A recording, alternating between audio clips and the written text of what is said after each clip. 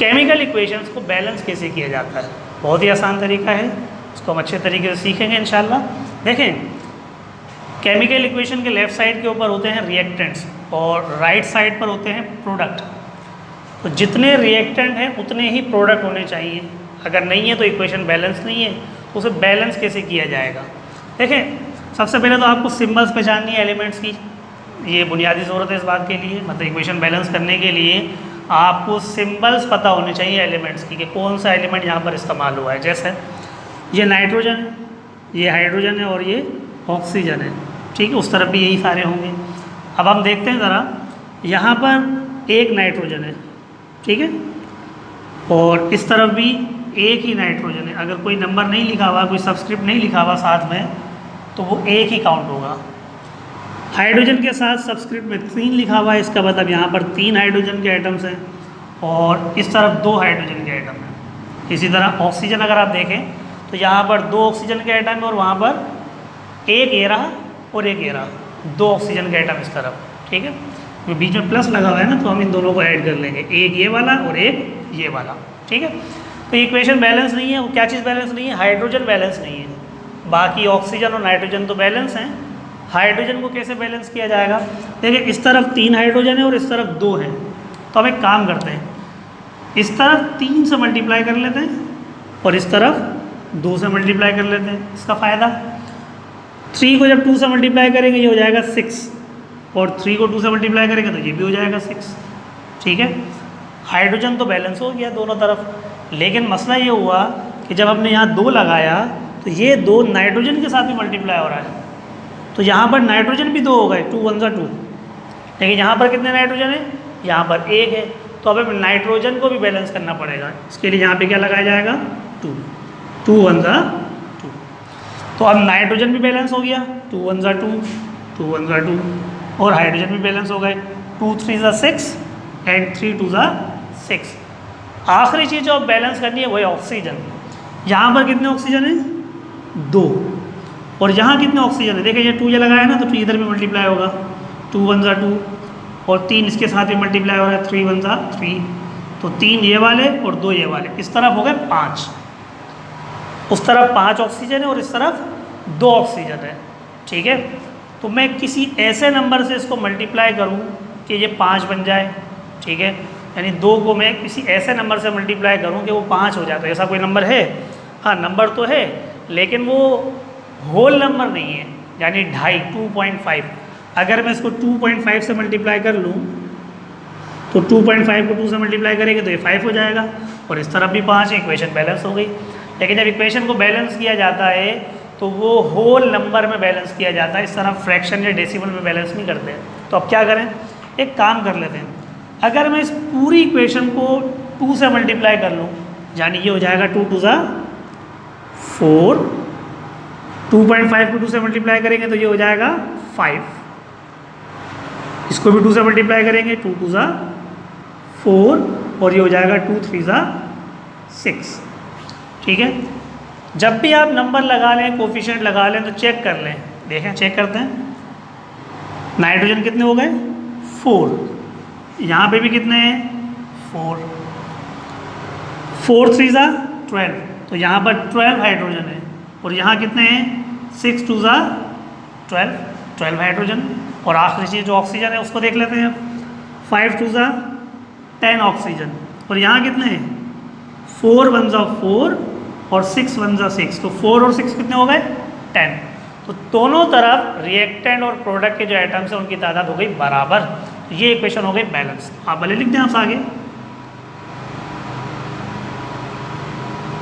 ये equation balance है, ठीक है जी। इसे देखते हैं। देखिए, के का मतलब होता है पोटाशियम, नाइट्रोजन और ऑक्सीजन, ठीक है। देखें इधर कितने पोटाशियम नज़र आ रहे हैं आपको? 1, और यहाँ कितने हैं? यहाँ पर भी 1 है। यहाँ कितने नाइट्रोजन है? 1 नाइट्रोजन है, और यहाँ कितने नाइट्रोजन है?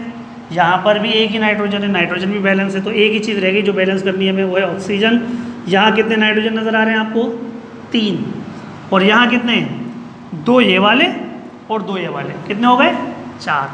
अब कैसे बैलेंस किया जाएगा? अभी कम तो इस तरफ है ना, तो जिस नंबर से आपको मल्टीप्लाई करना है वो इधर ही लगेगा, और कम से कम जो नंबर आप लगा सकते हो मल्टीप्लाई करने के लिए वो क्या है? 2, ठीक है। 2 लगाया तो 2 अब पोटाशियम से भी मल्टीप्लाई हो रहा है, 2 नाइट्रोजन से भी मल्टीप्लाई हो रहा है। अब क्या किया जाए, पोटाशियम 2 हो गए और यहाँ पे कितने थे, यहाँ 1 है, तो फिर मजबूरन हमें यहाँ पर भी 2 लगाना पड़ेगा। जब भी नंबर लगाएं फिर से चेक कर लें, 2 पोटाशियम 2 पोटाशियम, 2 नाइट्रोजन 2 नाइट्रोजन, ठीक है। और 2 3 ज़ा 6 ऑक्सीजन है इस तरफ। इधर कितने हैं, 2 2 ज़ा 4 और 2 ये वाले, ठीक है। 4 और 2 कितने हो गए, 6। अच्छा एक चीज़ ध्यान में रखिएगा, ये जो मैंने 2 यहाँ पे मल्टीप्लाई किया है ना, ये इस वाले ऑक्सीजन से मल्टीप्लाई होगा, इस वाले ऑक्सीजन से मल्टीप्लाई नहीं होगा, क्योंकि ये जो प्लस है दोनों को सेपरेट कर रहा है, ठीक है जी। तो ये हो गया 2 2 ज़ा 4 और 2 ये, तो 4 और 2 कितने हो गए, 6। रिएक्टेंट और प्रोडक्ट दोनों हो गए बराबर, तो हम आगे लिख देते हैं बैलेंस्ड, ठीक है जी। नेक्स्ट, ये दिखने में थोड़ी सी मुश्किल लग रही है कि ब्रैकेट वगैरह लगा हुआ है इसके अंदर, लेकिन ये बहुत ही आसान है। देखें ये कैल्शियम है, एक कैल्शियम, और यहाँ पे भी एक ही कैल्शियम है, ठीक है जी।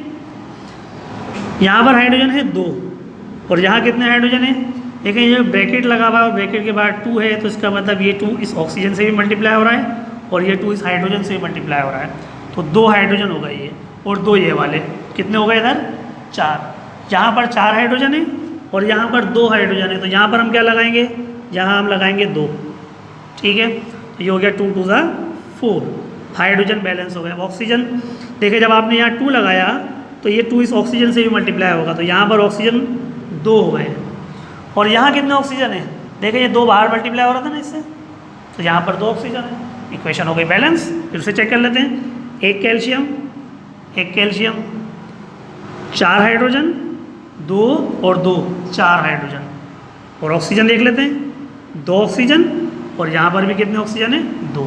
तो ये इक्वेशन भी बैलेंस हो गई,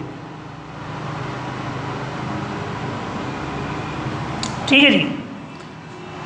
चौथी इक्वेशन दिखने में काफ़ी लंबी और बड़ी नज़र आ रही है, लेकिन इन पांचों में सबसे ज़्यादा आसान ये वाली है। वो कैसे, देखें ये सोडियम है, Na सोडियम की सिंबल है, और ये रहा Na।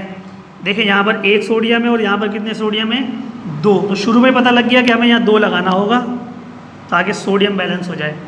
2 सोडियम 2 सोडियम, ठीक है। अच्छा अब जब आपने यहाँ 2 लगाया तो ये 2 हाइड्रोजन से भी मल्टीप्लाई होगा, ये 2 कार्बन से भी होगा, और ये 2 ऑक्सीजन से भी होगा, तो ये 2 1 ज़ा 2, 2 हाइड्रोजन हो गए।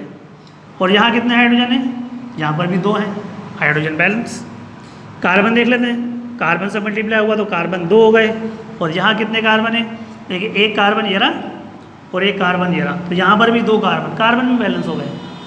ऑक्सीजन चेक कर लेते हैं, 2 3 ज़ा 6, इस तरफ 6 ऑक्सीजन है, और यहाँ कितने हैं, 3, एक ये रहा 4 और 2 ये रहे 6 ऑक्सीजन यहाँ पर हो गए, तो ये ऑक्सीजन भी बैलेंस हो गया, ठीक है। तो सिर्फ एक कोफिशिएंट लगाया हमने यहाँ पर और पूरी इक्वेशन हो जाए बैलेंस हो गई।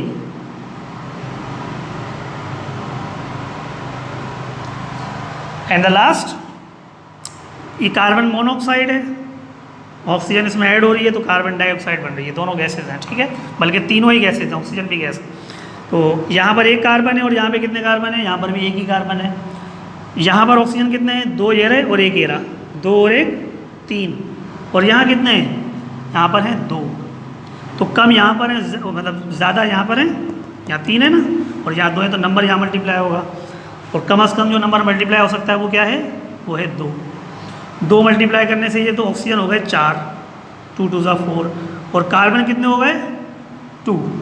यहाँ कितने कार्बन थे, यहाँ एक ही कार्बन था, इसीलिए यहाँ पर भी हमने क्या लगाया, 2 लगाया।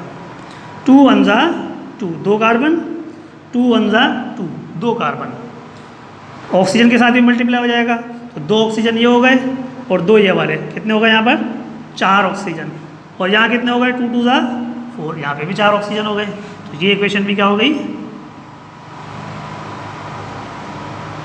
बैलेंस हो गई, ठीक है। उम्मीद है आपको समझ में आ गई होगी।